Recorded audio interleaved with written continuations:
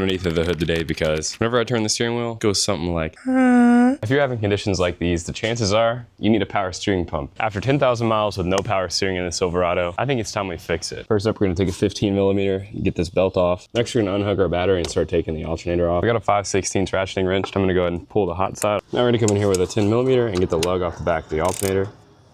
Take the two 10 millimeters off the side of this bracket. We're gonna remove the two 15 millimeter bolts holding the alternator on.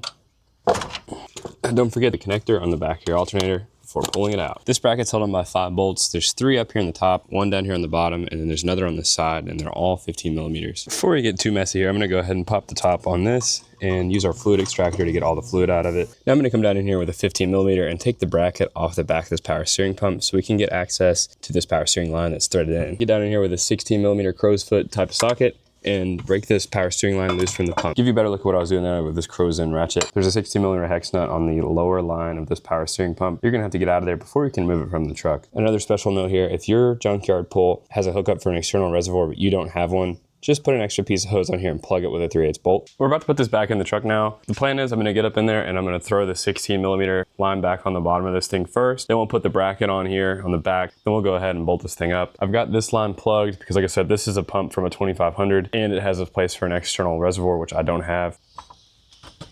Right now we're throwing this bracket back on the back of here. Got the line all tightened up on here with the 16. Well, I've got it all up here. I'm gonna go ahead and put this other power steering line back on. I've got all my bolts started by hand. I'm gonna thread them all up now and then give them a little love with the ratchet at the end. Now we're just putting everything back the exact way that it came out. Before I get ahead of myself, I'm gonna go ahead and throw some power steering fluid in it. I'm gonna use this Valvoline Max Life with stop leak, I guess. That's what I had on the shelf. Once we've got this all back together, you're gonna go ahead and make sure you've got fluid in your reservoir, up in your truck, fire it up. Then you're gonna work the wheel back and forth and closely monitor the reservoir. Thanks for the help today, guys. Spin those wrenches and I'll see you next time.